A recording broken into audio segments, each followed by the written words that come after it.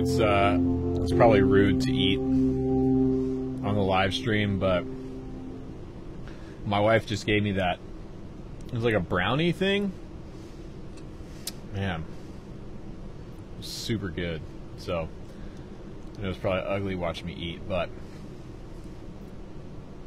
what's up, everyone? Canaan, Ron, Callan, Daniel, what's going on? I know I don't normally stream on Wednesdays, but my schedule was a little off this week. Spent Monday and Tuesday in Nashville rehearsing with Jesse Wilson and the band. Had a great couple of days. Shot a vlog, which hopefully should be coming out in the next day or two. What's up, Ohio? Yeah. Angel Empire, first time live chat, welcome. Very cool. Keith, what's up? Other Keith, what's up? So, yeah, had two long days of rehearsal. We did 8-hour days, 12 to 8 both days. Getting ready for this showcase on Monday, June 4th. With Jesse, so it's coming along really nicely. The set's coming along. We've got about a 30-minute set that's just what's up, Eric? Eric, I've got I can answer your question that you emailed me here in a second. But yeah, we did the rehearsals and things are feeling really great. I have the vlog coming out. But yeah, woke up in Nashville this morning, drove home to Atlanta, started working on a video. I'm doing the video of that LSL Super Strat that I got a couple weeks ago. That's not going to be on this channel. That's going to live on Guitar Guru Network's YouTube channel. They're getting their YouTube thing going. So I'm in the middle of shooting a video for that, but it was a long day of driving, so I wasn't able to get it all done today. So. And then I turn around on Saturday, drive right back to Nashville Saturday morning, and I'm going to be there pretty much all week. So got the thing with Jesse on Monday, and then a couple of writing days with Callie North, and then I think I'm playing with Noah at CMA Fest on Thursday. So busy week ahead. But after that, I think things should be pretty normal. So Eric, you had asked me, let me read your email here. Something about open E tuning.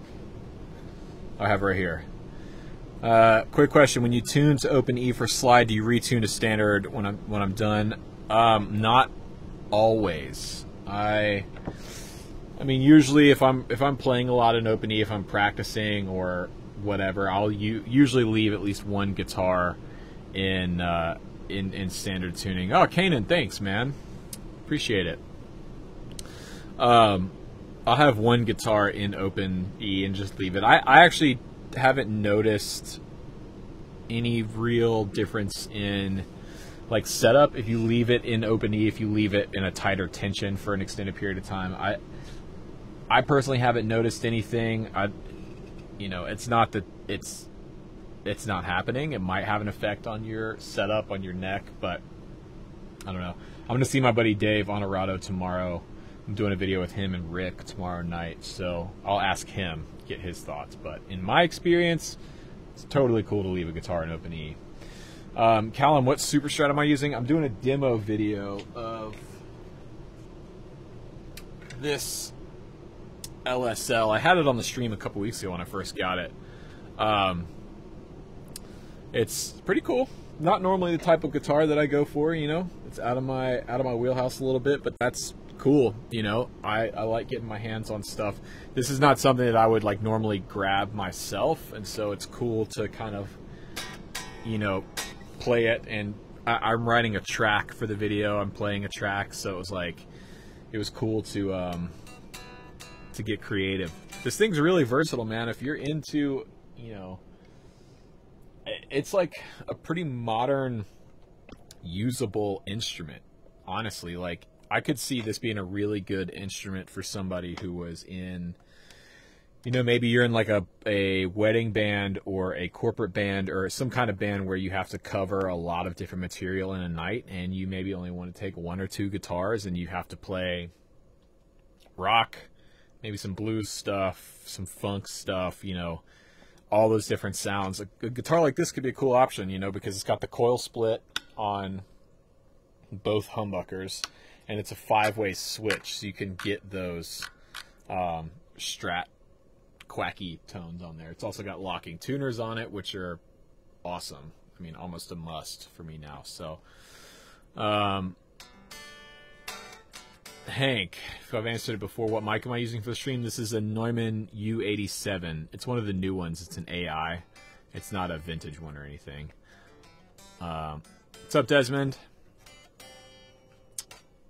Scott, you like this guitar? Yeah. Brand name, Ron, this is LSL. So, company out of, I think they're out of Los Angeles. And I've played a lot of their stuff. I really like their like traditional strats and tellies that they do. I think are really cool. And the bass player that I used to play with in the Muddy Magnolias, Calvin Knowles, has an LSLP bass, which is like really, really cool. So, Keith, this is your kind of guitar. Well, dude, if you're interested in it, it's for sale.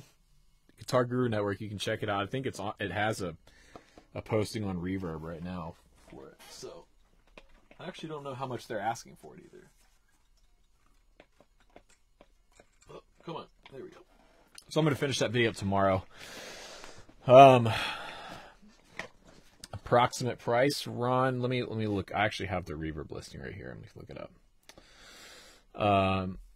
John, love the Novo guitars, man. Very original designs. Yes, they are amazing. You guys know I love my Novos. I was actually hanging out with Matthew and Devin this week in Nashville. Matthew, if you've seen whenever I go to the Novo factory, Matthew's always the guy that's hanging out and greets me and is in all the videos. So, and we were just talking about like the future of the company and what they want to do and ideas and guitars and designs and stuff they've got coming out. I mean, there's some cool things I think on the way from the Novo guys. So, and I'm going to be lending my my services to them to help build the brand a little bit. All right, let's see. Approximate price. So it's LSL XT3. $28.57 is what it's listed for on Reverb right now. Come on, I don't know if that's gonna. There we go. $28.57. Guitar Guru Network. It's a nice guitar, man. It really is. It's set up well from the factory. Like, one thing I always look for in a guitar is the way the frets are dressed from the factory. Like, if they, you know, on the edge of the fretboard, if they're dressed well. Some guitars, you know, you buy them at first and it's like they weren't filed all the way, so you have them poking out at the edge of the fretboard. But that one feels really good, honestly. I mean, might want to check it out if you're in the market. There'll be a video on it coming out pretty soon. So, Angel Empire, do I love or hate playing with capos? I don't love or hate playing with capos. I think in certain situations, they're really useful. So the way I like to use a capo on electrics, I'm primarily an electric player, is if I'm playing and I want to use some open voiced chords, like in an open position, you know, I'll use it for that. To where you can get those like resonant strings ringing out in conjunction with the chord. I think that's a really good option for capos. But it's very rare that I do that. If I have to play in a key, it's more so for church stuff, you know. If I'm playing in a church gig and they change a key or something and it's put me in an awkward position where I end up having to play, you know, bar chords or closed position shapes for everything, then I'll pretty much I'll use a capo then. So, Scott, thanks for all the rehearsal footage. Anything you would have done differently going into it, or did you feel like you were fully prepared? That's a good question, Scott. Really good question. You know, when you're coming into rehearsal for a new gig, there's always, pretty much always, some level of just unknown that you're going into it with. So, for instance, you don't know exactly like what the artist or producer or whoever might be. So you can stop watching Joe Rogan's podcast. There's always a certain level of uncertainty going into it, where you may have listened to the record and learned all the parts and gotten the tones, but things are always inevitably a little bit different. So, but to answer your question, Scott, no, there's nothing I would have done differently going into it. I was prepared, and I have the advantage of I've played with Jessie for the last 2 years, and so I know her. She and I are close. I know what she wants musically. I know what she expects from a band and how things are going to feel. But when working with a new artist, like when I first got on with the Muddy Magnolias, like I spent days learning all the parts. I learned basically all the parts that were on the record, which were actually pretty much all my parts that I played mostly. And then I learned all the parts from the live arrangements. And so I kind of had both versions locked and loaded, ready to go. So when we walked into rehearsal, I could bounce between any section of either arrangement at any time. So I was like, okay, we want to do this run here. I had that down, but then if they wanted to switch to something off the record. This was a little different because all we have is the record, and since this is an industry thing, because we're playing for a label, which, I mean, I don't know how much I can divulge yet, or how much I should divulge yet, but there's a label that we'll be playing for, and a bunch of industry people who have all been listening to the record, Jesse's record, and so they have that sound in their heads. So what we don't want to do is have all these people come in and play it completely differently and like add all these arrangements and all this stuff going on that it's not what they're going to be expecting. They're expecting to hear the record but live, and they want to kind of see how it's going to feel and all that kind of stuff. So basically we're trying to, in Jesse's situation, we're trying to take the album and make it work and make it feel really good live. And that's what we spent 16 hours over the last 2 days in rehearsal, 8 hours a day. So I was going to title the live stream that, but I want to use that as the title for the vlog. So that's why I just threw this title together. So Ron, just got your Schecter Jeff Loomis guitar with a Floyd Rose and Seymour Duncan's could return it for something like that. Man, yeah, that's like, I'm the type of guitar player, I don't know what to do with a Floyd Rose. I've never had a guitar with a Floyd on it. I'm not that type of player. I wouldn't know. It would be lost on me, man. But this guitar is cool. It's got like a traditional 2-point Strat trim on it, so, you know. Hank, looks like you're fulfilling a bucket list playing overseas soon. Am I? Where did you see that? I haven't heard I'm playing overseas soon. Do you know something I don't, Hank? How's your bucket list feeling, man, Prog Rock? IBJI, how cool is that Plek machine? Where can I get one? Well, it was very cool. To get one, you're going to need, I think, I don't know exactly how much they cost. I know they're well into six figures. They're over $100,000. They may be over $200,000. They're not cheap. That was one of the things Ben was talking to me about in that video. Was like, I asked him how much it was, and he wouldn't tell me. So that's how you know it's crazy expensive. I was like, how much does this thing cost? And he said, it's expensive. It's really expensive. So, you know, it's very cool though. I'm actually going to have, I might go tomorrow and take the plan is to take the Saris J and my 335 to get plecked over there. Angel Empire, same for you, right? Especially in worship music, mainly worship guitar player. Personally like doing those open rakes with some big sky cloud reverb. Man, that's the worship tone. Tons of reverb, and it works. How many people here, either on the stream or if you're watching the stream later, I'm interested to know how many people on this channel are like church guitarists or worship guitarists, or you play in a church or have played in a church. I want to kind of get a read on like how many subscribers I have in that community, because I can talk about that stuff because I have done it a lot, but if there's only a small portion of the audience that's into that, I don't want to like bore a bunch of people by, I don't know, maybe you'd be interested in it, who knows.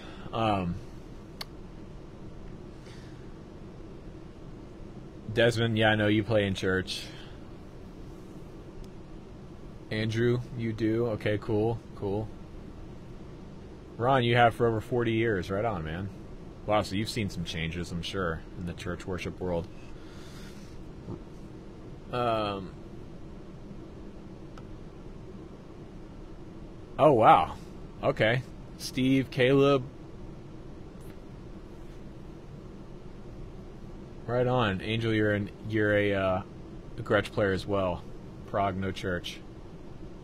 Sean, you played in church 26 years ago. That's when I was pretty much born. Scott, yeah, I remember your question. You want to join a worship team, but you just don't know where to start.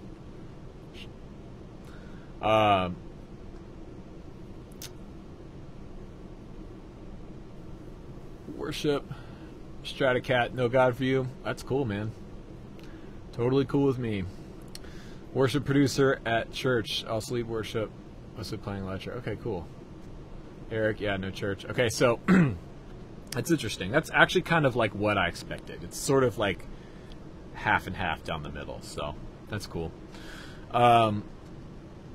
Scott, I answered your question in the video I posted yesterday. I think, right? Didn't I? Yeah, I think I did. On how to join a worship team or a series of worship teams. But Alex, no big mega churches up here. That's another interesting thing too. I think the mega church sort of phenomenon is like a mostly American thing, especially in the Southeast. It's really interesting. I've thought about making a video about my experience in the church world, both good and bad, but I don't know. I don't know if I want to do that or not.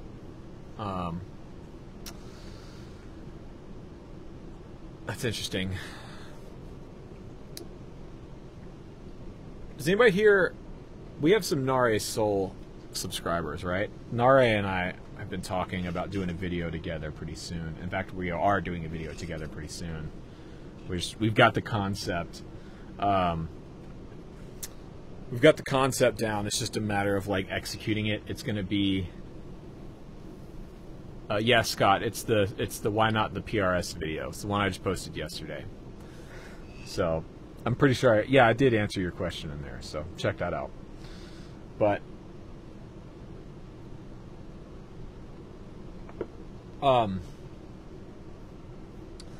yeah, well, going back to the Q&A stuff, man, I'm so blown away at how great of response I've gotten from the Tuesday Q&A videos.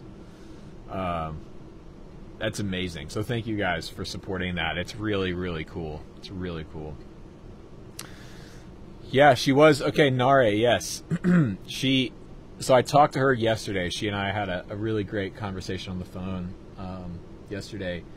And she told me that YouTube reached out to her about the Creator on the Rise thing. And, man, that's so cool. It's so cool for her. She really deserves it. She's so unbelievably talented on the piano. And I met her at Rick's, months and months ago, back when she only had like maybe 2,000 or 3,000 subscribers or something like that, and she's really, really cool, really talented. So I'm excited to get to work with her. I'm excited for you guys to see our video because I think the concept is really cool. It's gonna take some serious production chops from both of us. Like it's gonna take some work and some time. This is not something we're just gonna throw together. But if we can pull it off how I want to do and how she wants to do it, I think it's gonna be really, really cool. So,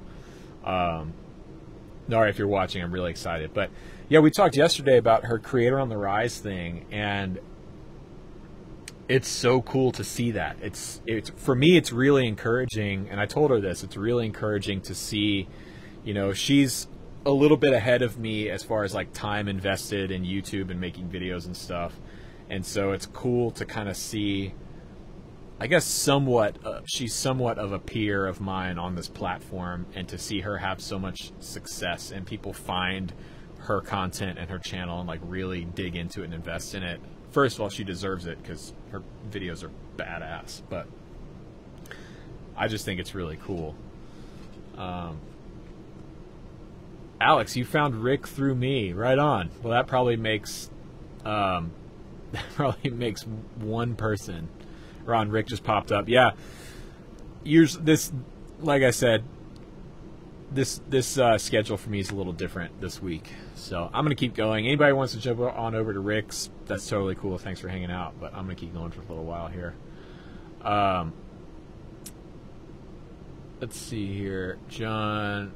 Oh, Angel. I asked a couple live streams ago where or how we found you. For me, it was Instagram pedalboard post. Right on. Picture got my attention. The pedalboard hooked you. Right on. Very cool. Yeah, actually what was cool today, Eastwood Guitars, like Eastwood and Revolta posted my slide video, my slide lesson video that I did with the Revolta, which is really cool. So my Instagram got kind of blown up today, which is a lot of fun. I think I'm going to try and do, I want to play some more Eastwood stuff. I've got my eyes on this one Eastwood guitar that just looks super cool. I know Dan Auerbach from the Black Keys plays, I think they were Harmonies that did them originally. Let me look. But now Eastwood's reproducing them. Let me find this guitar real quick. It's a hollow body, and it's just the most rad looking thing to me. I freaking love it. Let's see here. It's the is it Airline? No. Wait a second. I know this is making for great live streaming. Hold on. I'm gonna post the picture of it. Here we go. Yeah. The H78. Dude, look at this thing. I really want one of these. Really bad. I would gladly take this thing on the road. Look at, everybody go check this guitar out. I just think this thing is so rad. I think it's fully hollow, and it's got those cool like gold foil, like the 3 gold foil pickups and the Bigsby. Yeah, it's an Airline H78, and that's not a bad price. I mean, $800. You know, it's got the tortoise shell on the headstock. Come on, man. I bet that guitar rips. Now I don't know how good it would be to use for live. You found me from Rick when he trashed Apple. Nice, Caleb. You're right. It does break my knobs. It does break my knobs threshold for an amp. But Caleb, that's for an amp, not a guitar, so it counts. How many knobs does it have? It's a cool setup. So it's 3 pickups, and it has a switch for each pickup, and it has a volume and tone for each pickup. So you could really dial in some cool blended sounds. So they have that hollow body, but then they also have, let me see here. Let me go back. They have the H59. Look at this thing. It's kind of the same style, but a little bit different layout as far as the switching and knobs go. This thing is rad too. You had an Epiphone Rivera that was similar to H78.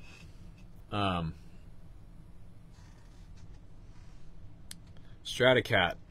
Do you like the Eastwood reissue of the Ovation Breadwinner? I don't know that one.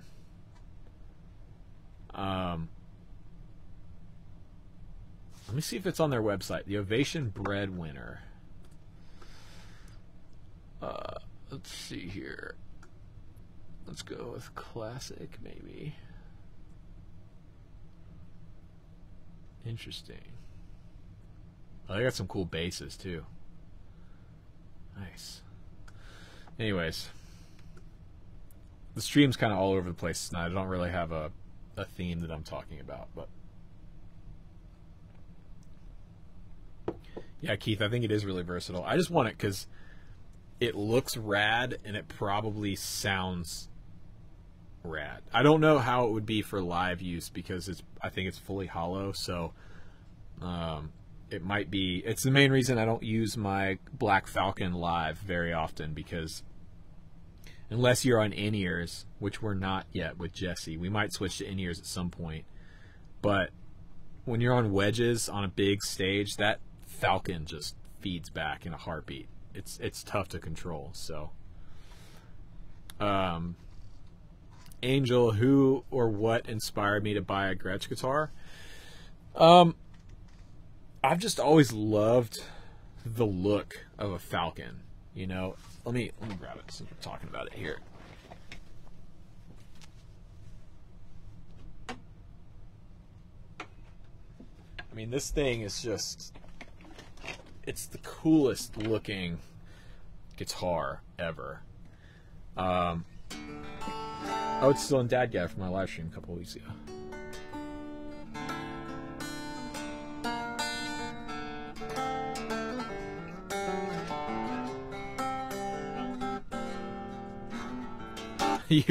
Ron, you've got Rick and me up on different devices. That's cool.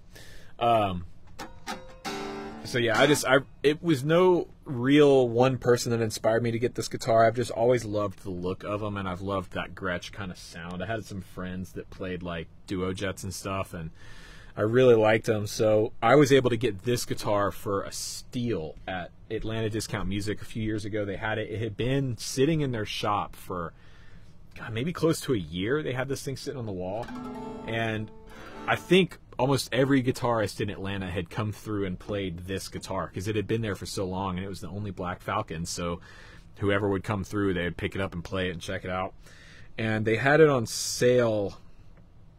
I think they were just trying to move it. I can't remember what the price was. I think it was like, I think maybe they were asking $3,000 for it, which is a few $100s off. And then I talked them down, and I had a Taylor T5. Koa T5 that I traded. So I traded in the T5 and then paid like, I think $1,200 and picked this thing up, and it was amazing. It was a great deal. So I love it. I play this thing in church a lot because there we're on in-ears, and I play a Kemper there, so I'm not worried about like stage volume, and it just looks amazing. It looks so cool. So Scarface PR, how do you see the music industry evolving in the next 10 years? Oh, let me catch this. Hold on. How do I see the music industry evolving in the next 10 years, given the availability of platforms like YouTube? Does it give you some relief to know that you don't have to depend on mainstream? That's a really good question, man. Where do I see the music industry evolving? Well, musically, I don't know. I think you can't really tell what's going to be popular and big. And basically what the internet has done is sort of fragmented everybody's music tastes. You know, it used to be with big radio stations and stuff back in the day, most people just listened to what was on the radio, and radio stations were responsible for breaking bands and making people's careers. Well, nowadays with Spotify, everyone has like their own unique taste in music, which is not inherently good or bad. I think it's just the way things are. So I think we'll see more of that, especially as younger generations get more involved in music. It's everybody's going to be kind of into their own thing a little bit, you know. Aside from that, I think it's going to be harder and harder to make a living as a band or an artist from record sales, even harder than it is now. I mean, basically record sales, there aren't really anything left in record sales anymore. But it'll have to be from streaming. I think if they can, especially in the United States, if our government, if Congress and the Senate can put together some legislation to regulate the streaming industry so that artists and writers and producers get paid a fair share for their work, that will really help. As things are right now with streaming, it's tough. It's really, really tough. I made a video about it a few months ago, but I'm not a person that sees the internet as a bad thing for the music industry. I think it's a great thing for the music industry. I think YouTube and Spotify at the end of the day are really great. I mean, my friend Noah is a great example. He built his career because of YouTube. I mean, that's how he got popular like 6 years ago and got discovered essentially. And it's amazing. I've done stuff with Noah before where we would like come up with a song to cover here in the basement. We would record it, mix it, and put it out. And immediately from putting it out, you have people all over Europe and South America and Canada and the United States all listening to something that 2 hours beforehand didn't exist. You know what I mean? Like that kind of thing is crazy cool. So I think YouTube is a really great platform. I mean, look at what I'm doing here. Look at what Rick Beato and Nare Soul, like what we're doing here with music is, I think, a really cool and viable thing. So, you know, I guess that's my answer to that. Let's see here.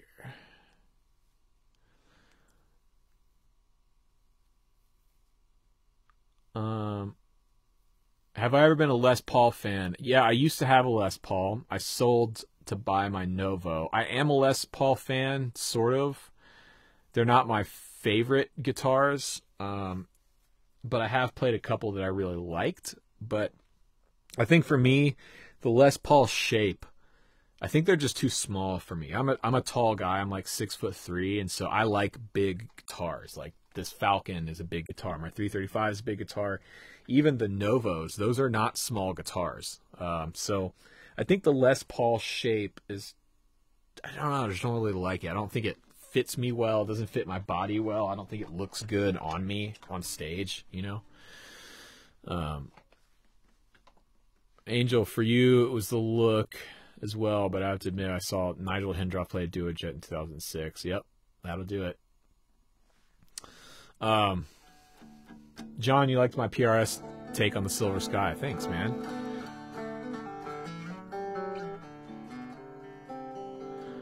Scott, when you got your first pro gig, what about rehearsal and touring differed from what you expected? That's a cool question. Well, I didn't really know what to expect, to be honest. My first tour ever was back in 2012. I went on tour with a band, an artist I was playing with at the time named Carl Dillon, who's a good friend of mine. Carl actually married Tilly and I. And so we toured up the East Coast with this artist. I can't remember who it was now. We were opening for this guy who's a YouTuber. He's like a guy that covered stuff on YouTube and had a really huge following. I can't remember his name now. But we did a club tour up the East Coast, and we had 15-passenger van and the whole deal. And it was honestly such an amazing experience. I loved it. I loved every second of it. It was cool because for me, it was my first time traveling north of, like, I'd never been farther north than North Carolina. So I got to see, I went to New York City for my first time. I went to Washington, D.C. for my first time. I think we went to, where else did we go? Oh, we went to Philadelphia for my first time. So that was amazing.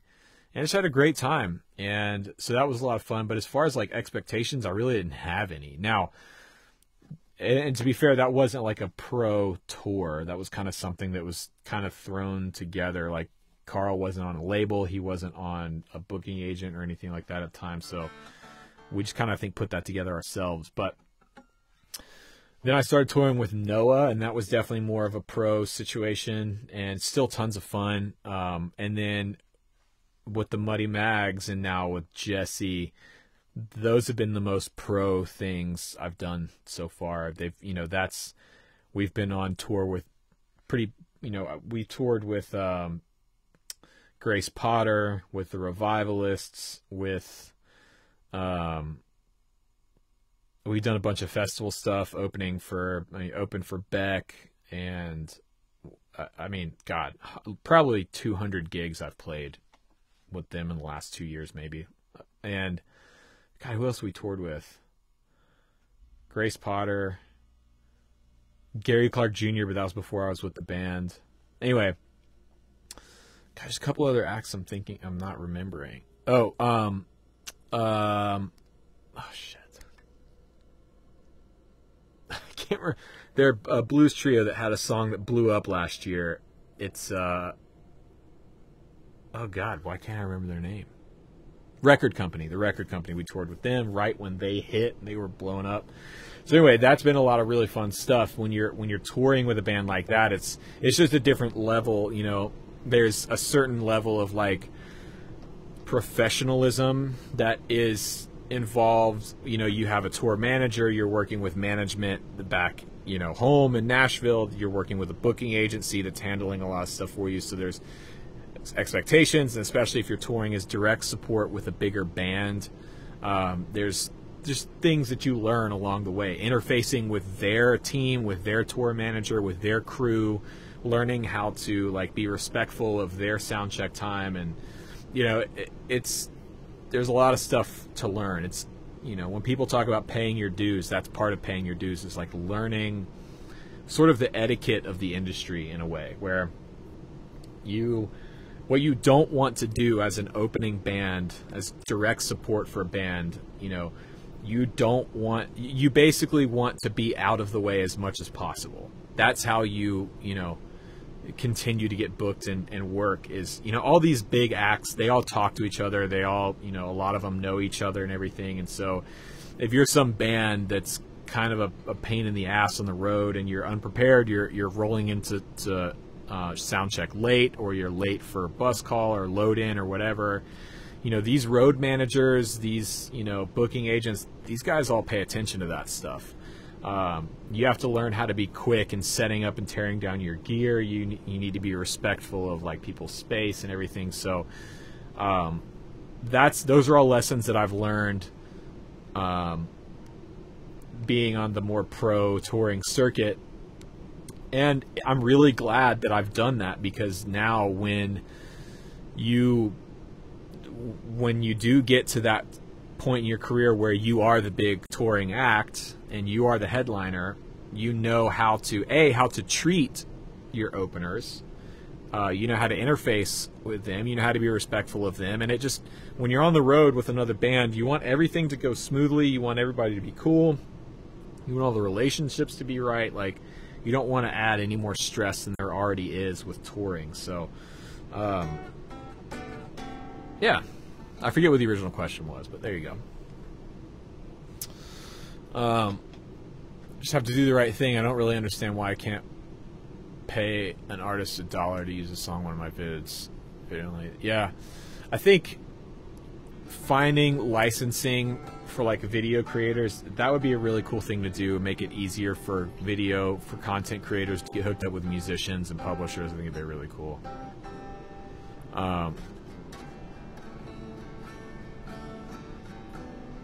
Jeremy, your dad was an audio engineer with the Doobie Brothers. That's awesome, man. Very cool. I'm sure he's got some stories. Ron, did I get my black t-shirt from Rick? I did not. I think just great minds think alike. Jeremy, you're far too sedentary for that. Different strokes. Sedentary for the touring life? Is that what you're saying? Yeah, it's not for everybody, and that's totally cool. There's a lot of musicians that I know who are amazing musicians who just don't like being on the road, and that's totally cool, man. You can still make a great career by not having to be out on the road. I mean, and there's definitely parts of it that I don't like. I don't like being away from Tilly for long periods of time. That's one thing that we've had to figure out in our relationship, is how to manage being, like, me being gone. And so you know, we've learned that we can do, like, our maximum time apart we can, like, really realistically do away from each other is, like, probably 8 to 10 days. So when I am out on the road for longer than that, we figure out a way to get her out. You know, I'll buy her a plane ticket when she has a couple days off. I'll buy her a plane ticket and she'll fly out and meet us, or whatever. And that's a way that we've figured out. And it's cool too because she gets to travel and she gets to, like, be part of the crew and the band, and it's really fun for her. It's like, you know, I mean, not very many people get to experience, like, what real life backstage is like, you know, and it's cool. You never know who you're going to run into and all this kind of stuff. It's part of my goal with the vlog, and part of the reason I named it Backstage Journal is to kind of, like, show people that side of the life as a musician, you know?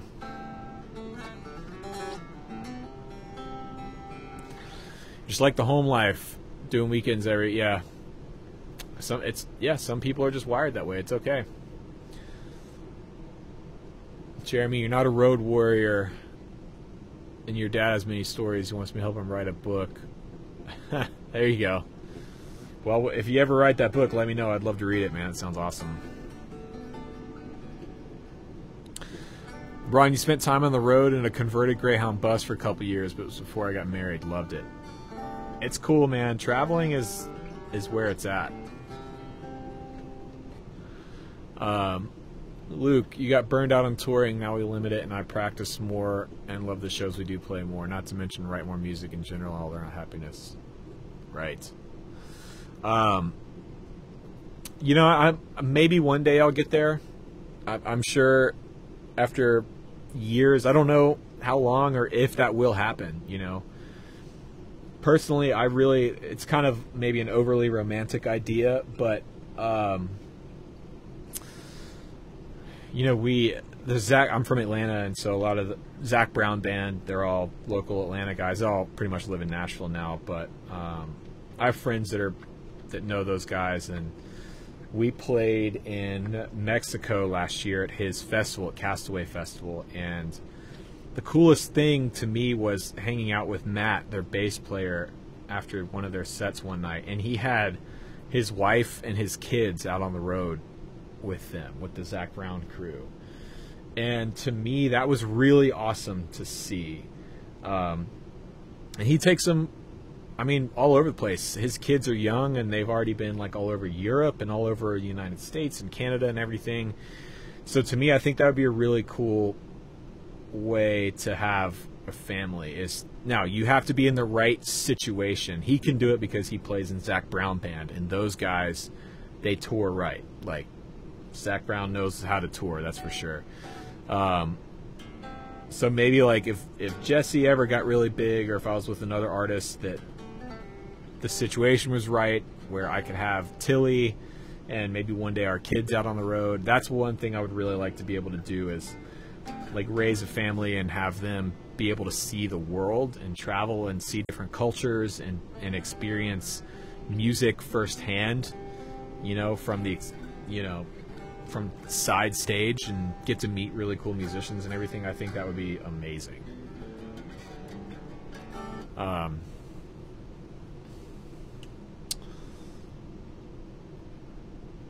Luke, yeah, some tours are different. You're right. Some are cushy and some are rough.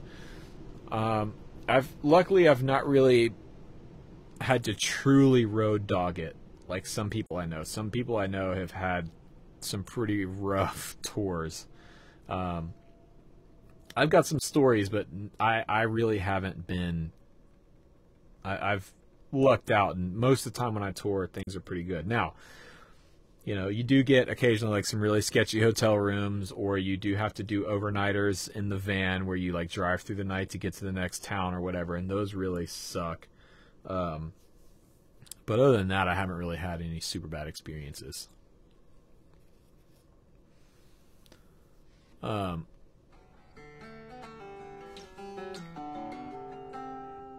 Callan, do I take cheaper guitars and gear while on tour? I don't. I take, you know, the reason I bought all this gear is because I like it and I like the way it sounds and I like the way it makes me feel. So yeah, I mean, you do take a risk when you're traveling with stuff, you know, things get damaged or stolen or whatever, but you know, I got this gear to use it. And to me, I look at, you know, this is a tool. That's what this is. This is a tool for a job. And for me, my job is playing and playing shows. So that's what I use this stuff for. As long as it doesn't get stolen, I'm pretty open to it, you know.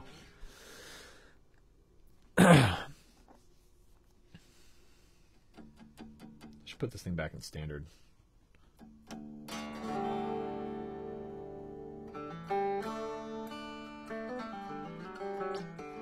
Just keep playing the same lick over and over again. Somebody asked a good question on my Q&A video that I think I'm gonna try and answer about how do I know when I need a new piece of gear. I think that's what the question was about.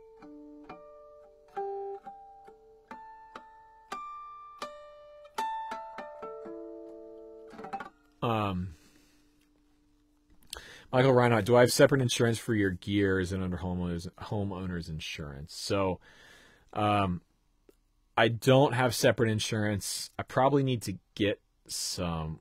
When I was originally living at my parents', I had all this stuff covered under their insurance, but you know, I've been living. My wife and I lived separately for, you know, a year or two, and so it got taken off their homeowners insurance. So I think I do need to get insurance for it, at least for the stuff I travel with. Ethan, what's up? Glad you catch the live stream. YouTube unsubscribed me from a whole bunch of people's channels, yours included. Just a heads up in case you saw a recent subscriber drop. Wow, that's crazy. I haven't noticed a recent subscriber drop, but that's interesting. I'll be on the lookout for it.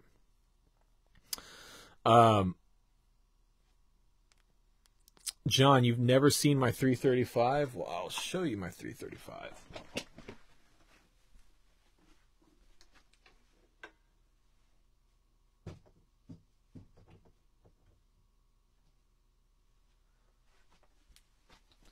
So this,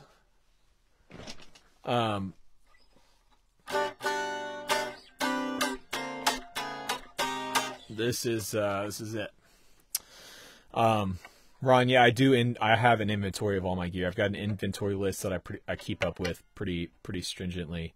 Stringently? I don't know if I use that word properly, but anyway, you know what I'm talking about. Eli, what's up, man? All right, Keith, have a good night. Thanks for tuning in. Eric, needing gear, wanting gear. I currently don't need any new gear, but I sure have been buying a bunch of stuff that I wanted lately. Yeah, you bought a 330 and a 335, right? Yeah, this guitar is a really cool story for me. It's got a ton of sentimental value. It's a 2010 Memphis 335. And I'm sure a lot of you have heard the story, but if you haven't heard the story about how I got this guitar, so I went to music school here in Atlanta. It's time to put new strings on this thing. I went to music school here in Atlanta, and my dad always promised me when I was in college, which I failed out of college miserably after my first year, but he always promised me if I graduated college, he would buy me whatever guitar I wanted. And so it was kind of his way of like trying to incentivize and to, what is wrong with words tonight? Why can't I remember words? It was his way of trying to motivate me. There we go. Motivate me to study and get good grades, which I didn't do until I was in music school. And I worked my ass off when I was in music school to make it through. And so right before graduation, you know, at AIM, the way graduation works is you do like a graduation performance where you get and play live with a bunch of different people and everything. And so like a couple days before the graduation, he woke me up. He's like, hey, we need to go to Chattanooga to pick up a truck for work. And I was really confused. My dad works for AT&T. He's like an executive, works in an office. He's a suit and tie. And I was like, you need to pick up a truck? Why do you need a truck for work? That doesn't make any sense. He's like, oh, we got to go. We got to pick up a truck for work. I was like, okay. So I got dressed. We got in the car, drove 2 hours up to Chattanooga. And then when we got to Chattanooga, we just kept going. Which, if you don't know, Chattanooga is halfway between Atlanta and Nashville. So for all you people that don't, I just assumed everybody knew that, but that's not the case. So we got halfway to Nashville and we just kept going. And he was like, okay, we're not going to Chattanooga. We're going to Nashville. I'm buying you a 335 because this was my dream guitar. This is the guitar that I wanted for ever since I like pretty much knew what these things were. This is what I wanted. So he did all this research, looked at all the 335s that were in Atlanta, like at Guitar Center and everything, didn't really see one that he liked, and so he's like, you know what, screw it, we'll do a father-son trip up to Nashville. And so we did, and we drove up there. This was March of 2011. We drove up and spent the whole day. We went to Gruhn's Guitars, Corner Music, Carter Vintage. I mean, we hit pretty much every guitar store in Nashville. And at first, the plan was like, oh, maybe we should get let's get a vintage 335. Like, my dad was born in 1963. Like, that would be cool. Let's get a 1963 335, right? Maybe they'll be a little bit more expensive, but, I think that'd be cool. So we walked into Gruhn's. This is when it was still on Broadway. And we talked to the guy there, and we're like, yeah, we're looking for a 335. He goes like, oh, okay, what year? What are you looking for? And I was like, man, maybe like a 63, or my mom was born in 64, so I was like, maybe 63, 64. He kind of looked at me. He's like, okay. It's like, yeah, we've got a 64 over here, and he pulled it down. It was cherry red. It was gorgeous, man. Had the checking and everything. I mean, it was amazing. I was like, oh yeah, dude, this feels great. How much is it? He was like, this one's 35. We're like, oh, $3,500. That's pretty good. Okay, that's we could do. He's like, no, it's $35,000. So we both my dad and I looked at each other, and I just handed the guitar back to him, and we left. But anyway, make a long story short, we drove around. I must have played a dozen 335s, and this one was actually at Guitar Center in Nashville, in Berry Hill, and I narrowed it down to this one and picked it up, and this one has been with me ever since. It's been on every major gig I've ever played, pretty much. This guitar has been with me. So, and my dad bought it for me. My mom and dad bought it as a gift, and they bought me this. They bought me my PRS. That was the guitar that got me through music school, because I didn't have a real electric guitar when I started at AIM. I had that Taylor T5, and that thing just wouldn't cut it for anything, really. So my dad found a good deal on that PRS, and they bought me that, and I played the crap out of that thing through music school, and then I graduated, and they bought me this. So yeah, that's the story.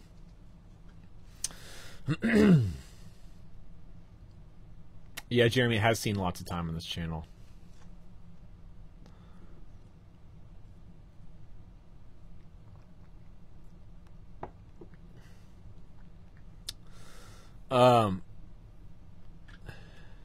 Let's see here.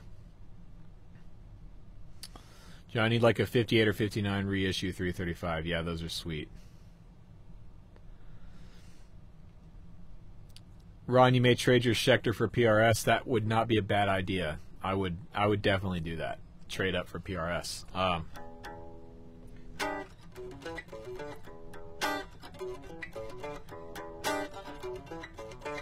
Yeah, I mean, honestly, man, the 335, I think, is, in my opinion, as far as like classic guitar designs go, I think this is the best one. Because, I mean, obviously, there's the Telly, and there's going to be a lot of contention in this argument. And if you disagree with me, feel free to let me know in the comments. But I think the 335 is the best all-around guitar because it's so versatile. You can do everything you need to do on it, pretty much. It does rock, it does jazz, it does funk, it does R&B, it does, I mean, you can play metal on this thing if you wanted to. Like, they're just such a great instrument, and I think they're beautiful, man. I just love that shape, you know. So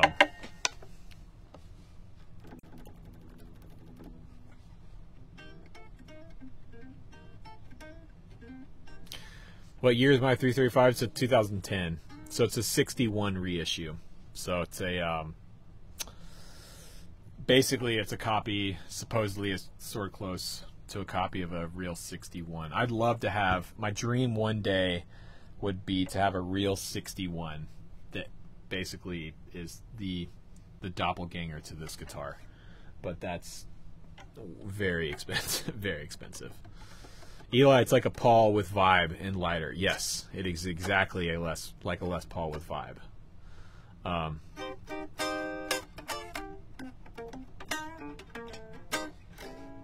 Yeah, I love this guitar.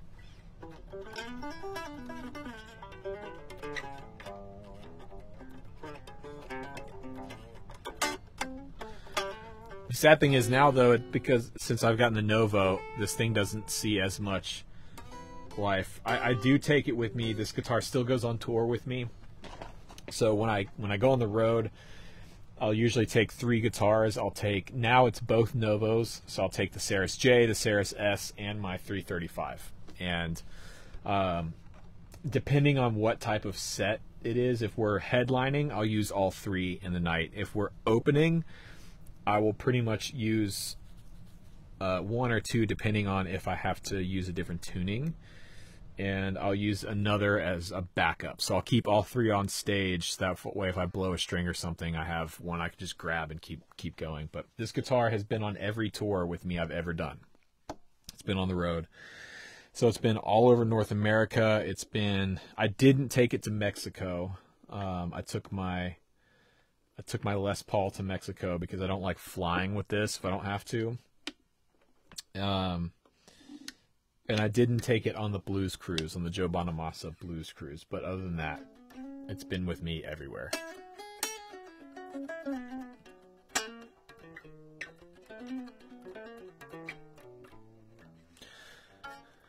Oh, man.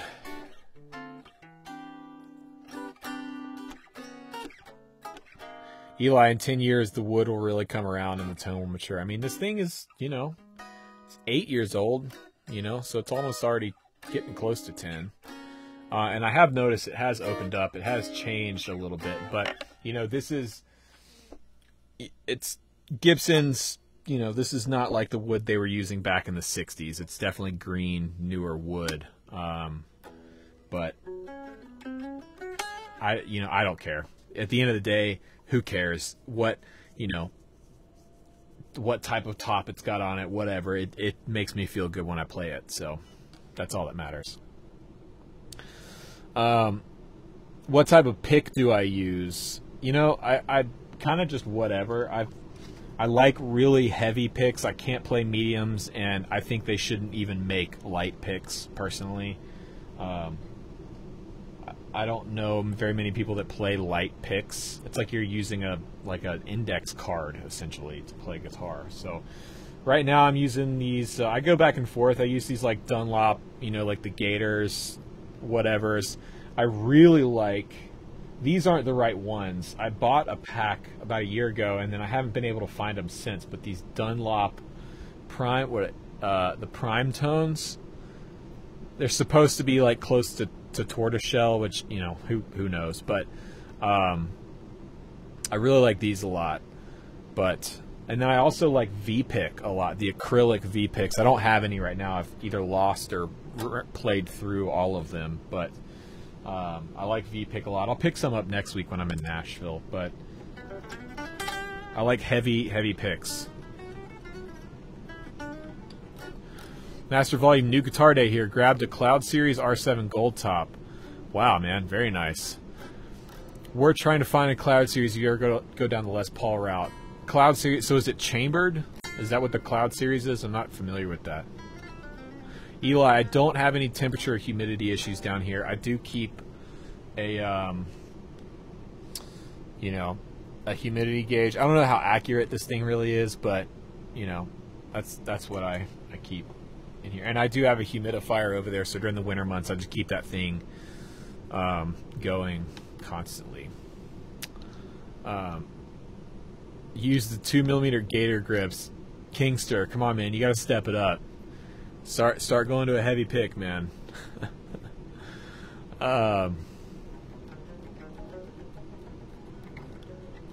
Jeremy, you have a 2009 SG. Even people were saying the QC issues, mine plays great. Yeah, Gibson still makes good guitars. Even today, they make good guitars. It's just they're kind of fewer and further between than they once were.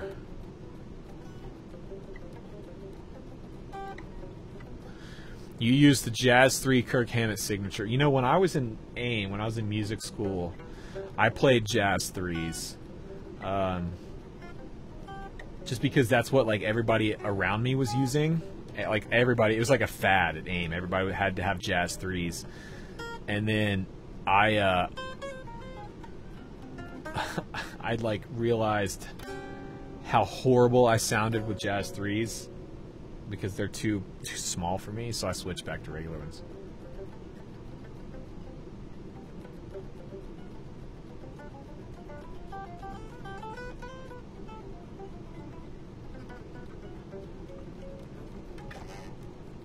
Heavy picks make for heavy players. No, Eli, that's not true. Heavy players make for heavy players. Heavy picks don't have anything to do with it. Brandon, what's up, dude? Wow, very cool to see you on the stream. How you been, man?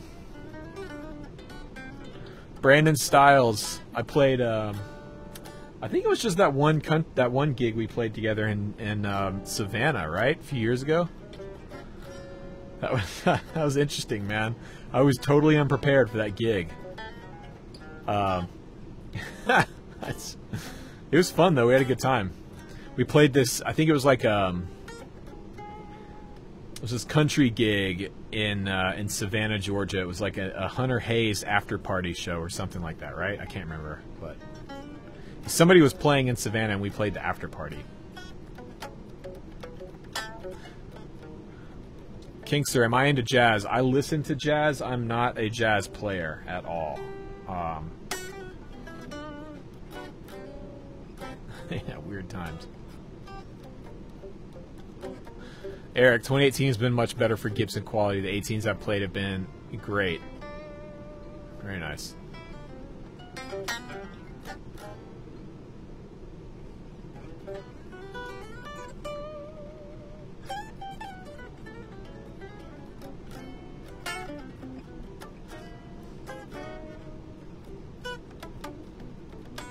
Yeah, that's right, man. We definitely didn't get the crowd. That's totally true. Brandon, are you in Nashville now? Or are you in Atlanta?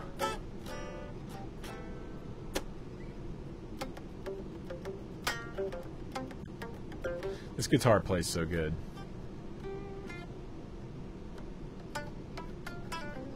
A lot of the fast guys tell you to choke up and buy a smaller pick. Yeah, I don't, I'm not a really fast player, you know. So I don't know if that's true. I know some fast players. I'm just trying to get better. Okay, you're in Atlanta now. Nice, man.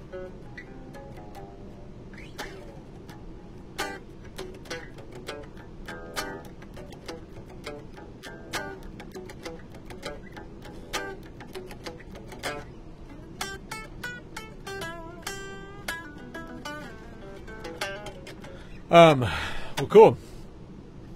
I think it's going to do it for me tonight. Pretty tired. Going to turn it in. So, a little update on what I've got coming up. I'll be... The upload schedule is probably going to be a little hectic because I'm going to be in Nashville next week, and I learned that my laptop is no longer usable for video editing. It's just gotten so slow. It's a 2011 MacBook Pro, and so it's just, it can't keep up anymore. So yeah, Brandon, hit me up, man. Let's grab some coffee or a beer or something soon. Thanks for checking it out. But so I'm trying to figure out a situation because I'm going to be in Nashville all next week, and I've got some videos to get out. So I'm trying to figure something out as far as the laptop situation goes, because all my editing is done here on this computer, this big Mac that I'm working on now. But yeah, but I've got the vlog coming. There's gonna be some cool stuff coming down the pipe here. So anyway, thanks for hanging out, everyone. And to everyone that watches the streams later on playback, thanks for the support. Leave me a comment down below. Let me know that you watched it. I think that's really cool. And I will catch you guys on the next one. Thanks, everyone.